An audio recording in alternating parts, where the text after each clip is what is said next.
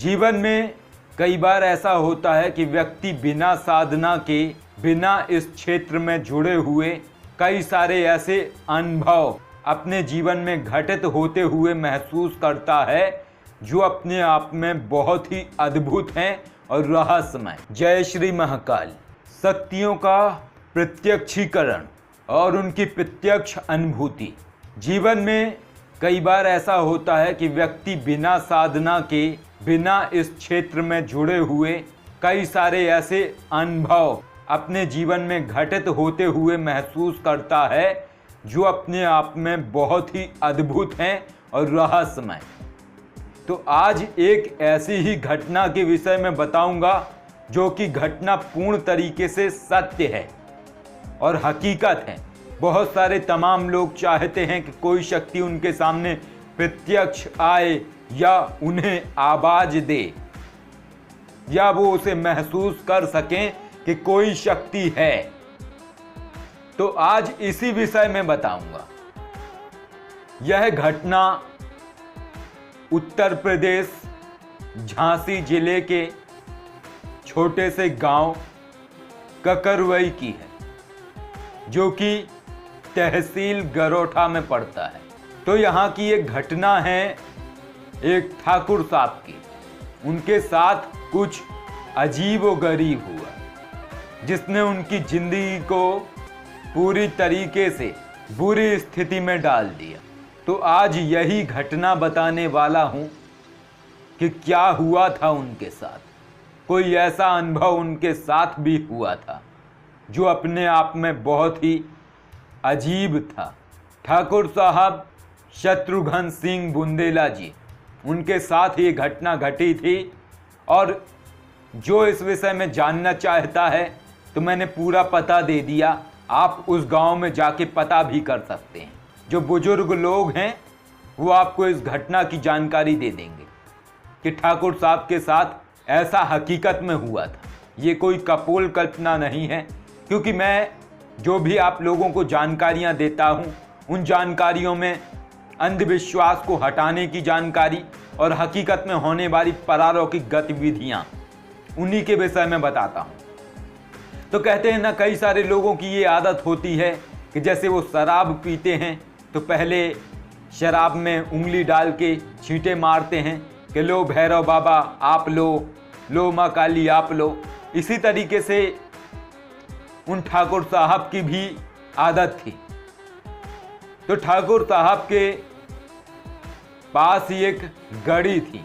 गड़ी किसे बोलते हैं ये भी बता देता हूँ, शायद कुछ लोग ना जानते हों।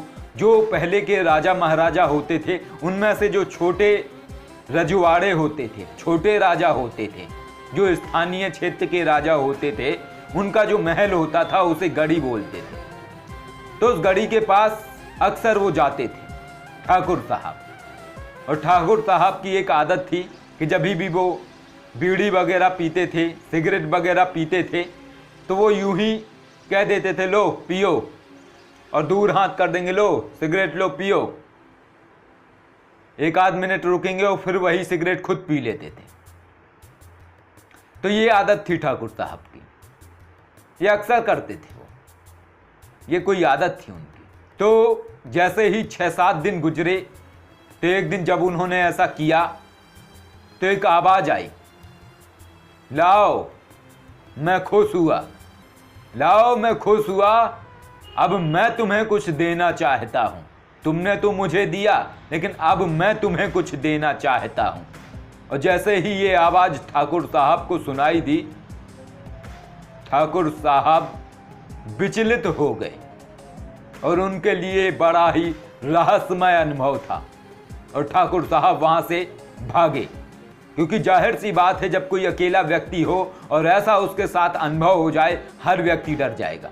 कुछ लोग ऐसे होते हैं जो उसके पार जाते, यानी कि जो आवाज आई थी कि अब मैं तुम्हें कुछ देना चाहता हूं, यदि वो रुकते तो वो चीज प्रत्यक्ष भी हो सकती थी और उसके आगे कुछ भी हो सकता था, जो अच्छा भी होता बुरा भी होता, क्योंकि ये रूहानी दुनिया है और रूहानी शक्तियां इसी तरीके से काम करती। ठाकुर साहब आए, उन्होंने ये वाकया काफी सारे लोगों को बताया और उसके न जाने क्या हुआ। 3-4 दिन बाद ठाकुर साहब को एक फोड़ा हो गया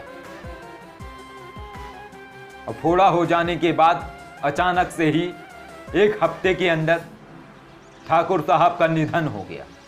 इस तरीके की स्थिति ठाकुर साहब के साथ हुई, जो कि एक रहस्यमय तरीके से ठाकुर साहब का निधन हुआ, क्योंकि ठाकुर साहब पूरी तरीके से स्वस्थ थे।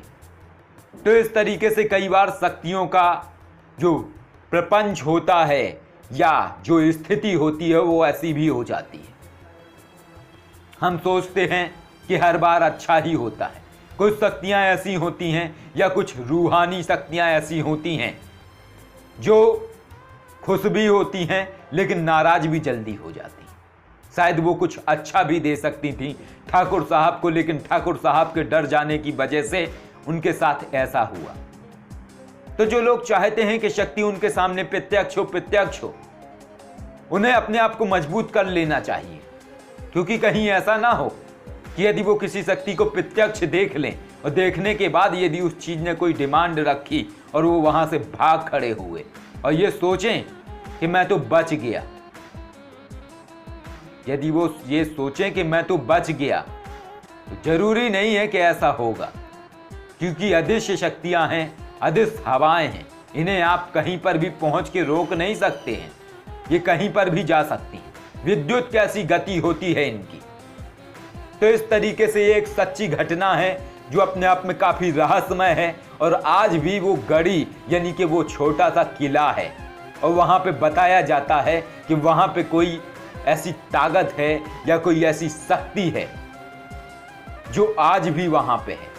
मुझे वक्त नहीं मिला, यदि मुझे समय मिलेगा तो मैं जरूर वहां पे जाके आप लोगों को दिखाऊंगा यदि वहां पे ऐसा कुछ हुआ या महसूस हुआ, क्योंकि ऐसी चीज़ों को समझने के लिए बहुत बारीक अध्ययन करना बहुत जरूरी है। तो ऐसी कई सारी जगहें हैं जहां पे ऐसी चीज़ें होती हैं और कई सारी ऐसी कहानियां हैं जो कि हकीकत हैं लेकिन वो कहानियों में बदल गई। और ये मैंने आपको पूरा का पूरा एड्रेस दे दिया है। आप चाहें तो जा भी सकते हो उस जगह पे और आप किसी से भी पता कर सकते हैं वहाँ ऐसा वाकई में हुआ था। और मैंने ये सारी की सारी जानकारी पूरे प्रमाणिक तरीके से निकलवाई ताकि आप लोगों को ऐसा ना लगे कि मैं सिर्फ कहानियां सुनाता हूं, क्योंकि मैं कहानियां नहीं हकीकत सुनाता हूं, जिनमें से कुछ कहानियां ऐसी होती हैं जिनमें पूरे लोगों का नाम हमें मिल जाता है, पूरे जिनके साथ हुआ उनकी पूरी डिटेल मिल जाती है। तो कई सारी चीज़ें ऐसी हैं जो हुई थी ये तो पता रहता है, लेकिन किसके साथ हुई थी, किस समय हुई थी, ये हमें पूरी जानकारी नहीं मिल पाती। तो इस तरीके से चीज़ें हैं जो लोग प्रत्यक्ष करना चाहते हैं किसी चीज़ को, किसी शक्ति को, या कोई ऐसा अमल करते हैं जिससे कोई शक्ति उनके सामने हाजिर हो जाए या आ जाए, तो उन्हें उसके लिए मजबूत होना बहुत ज़रूरी है। क्योंकि यदि उन्हें आवाज़ सुनाई दी और वो भागे वहाँ से, या उन्हें कोई चीज़ दिखाई दी फिर वो भागे वहाँ से, तो बच नहीं सकते हैं वो उस चीज़ से। उसके बाद अहित भी हो सकता है व्यक्ति का साथ। और ये तो सोचिए कि अनजाने में ऐसा हुआ ठाकुर साहब के साथ, लेकिन जो व्यक्ति ऐसा वाकई में करते हैं या इस क्षेत्र में रुचि रखते हैं, तो सोचिए कि उनके साथ क्या कुछ नहीं हो सकता है। तो शक्तियों को समझना बहुत आवश्यक है, रहस्यमय दुनिया को समझना बहुत आवश्यक है। सब कुछ चीज़ें होती हैं और हर कोई मानता है, क्योंकि जितने भी लोग बोलते हैं कि ये सारी की सारी कपोल कल्पनाएं हैं, तो कई सारे ऐसे स्थान हैं जहाँ पे सरकार की तरफ से निषेध का बोर्ड लगाया गया है और वहाँ पे बाउंडेशन दी गई है कि इतने से इतने बजे के बाद कोई इंटर नहीं होगा या कोई नहीं जाएगा। और कई जगहें ऐसी हैं जहाँ पे जाना ही पूरी तरीके से प्रतिबंधित है, कोई नहीं जाता है वहाँ पे। और लिखा होता है कि यदि आप जाते हैं तो अपनी जान के जिम्मेदार आप स्वयं होंगे। तो सब कुछ है, सारी चीज़ें हैं इस दुनिया में। अब मानने ना मानने से हकीकत नहीं बदलती है। भगवान भी है, शैतान भी है, परालौकिक शक्तियाँ भी हैं और विज्ञान भी है। आप जिस चीज़ को देखते हैं आप उस चीज़ को मानते हैं, और आप जिस चीज़ को नहीं देखते हैं आप उस चीज़ को नहीं मानते। और किसी भी चीज़ को जानने के लिए, समझने के लिए आपको उस जगह पे जाना बहुत ही आवश्यक है जहाँ से उन चीज़ों की शुरुआत होती है या जहाँ पे वो चीज़ें हैं। आशा करता हूँ अब आप समझ गए होंगे कि प्रत्यक्षीकरण किस तरीके की स्थिति ला सकता है व्यक्ति के साथ। और वीडियो अच्छा भी लगा होगा आप लोगों को। यदि वीडियो अच्छा लगा तो शेयर भी कर सकते हैं। जय श्री मां।